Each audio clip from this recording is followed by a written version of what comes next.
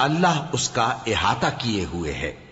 اور اس وقت کو یاد کرو جب تم صبح کو اپنے گھر سے روانہ ہو کر ایمان والوں کو لڑائی کے لیے مورچوں پر موقع بموقع متعین کرنے لگے، اور اللہ سب کچھ سنتا ہے، جانتا ہے۔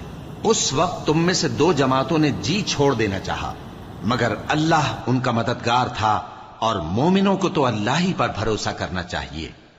اور اللہ نے جنگ بدر میں بھی تمہاری مدد کی تھی، جبکہ اس وقت بھی تم بے سر و سامان تھے۔ بس اللہ کی نافرمانی سے بچو تاکہ شکر گزار بن جاؤ۔ جب تم مومنوں سے یہ کہہ کر ان کے دل بڑھا رہے تھے کہ کیا تم کو یہ کافی نہیں کہ تمہارا پروردگار 3000 فرشتے نازل کر کے تمہیں مدد دے؟ ہاں، کیوں نہیں؟ اگر تم دل کو مضبوط رکھو اور نافرمانی سے بچتے رہو، اور کافر تم پر جوش کے ساتھ دفتن حملہ کر دیں، تو تمہارا پروردگار 5000 فرشتے جن پر نشان ہوں گے تمہاری مدد کو بھیجے گا۔ اور اس مدد کو تو اللہ نے تمہارے لیے ذریعہ بشارت بنایا، یعنی اس لیے کہ تمہارے دلوں کو اس سے اطمینان حاصل ہو، ورنہ مدد تو اللہ ہی کی طرف سے ہوتی ہے جو غالب ہے، حکمت والا ہے۔ یہ اللہ نے اس لیے کیا کہ کافروں کی ایک جماعت کو ہلاک کر دے یا انہیں ذلیل و مغلوب کر دے کہ ناکام واپس جائیں۔ اے پیغمبر، اس کام میں تمہارا کچھ اختیار نہیں۔ اب دو صورتیں ہیں، یا اللہ ان کے حال پر مہربانی کرے یا انہیں عذاب دے کہ یہ ظالم لوگ ہیں۔ اور جو کچھ آسمانوں میں ہے اور جو کچھ زمین میں ہے سب اللہ ہی کا ہے، وہ جسے چاہے بخش دے اور جسے چاہے عذاب کرے، اور اللہ بخشنے والا مہربان ہے۔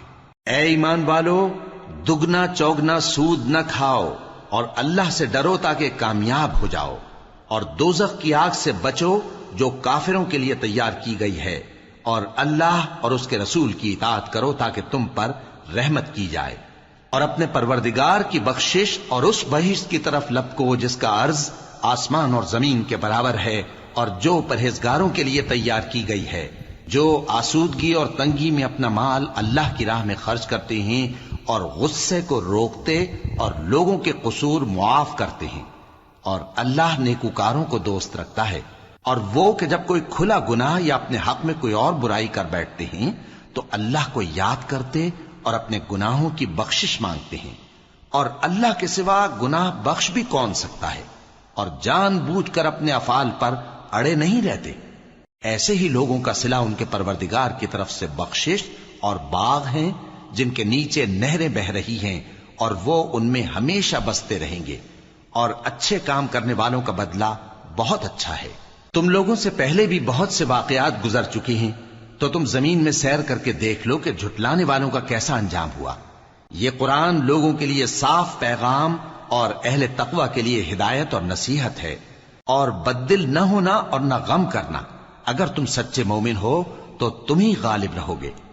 اگر تمہیں زخم شکست لگا ہے تو ان لوگوں کو بھی ایسا زخم لگ چکا ہے، اور یہ ایام زمانہ ہے کہ ہم ان کو لوگوں میں بدلتے رہتے ہیں، اور اس سے یہ بھی مقصود تھا کہ اللہ ایمان والوں کو جدا کر دے اور تم میں سے بعض کو شہید بنائے، اور اللہ بے انصافوں کو پسند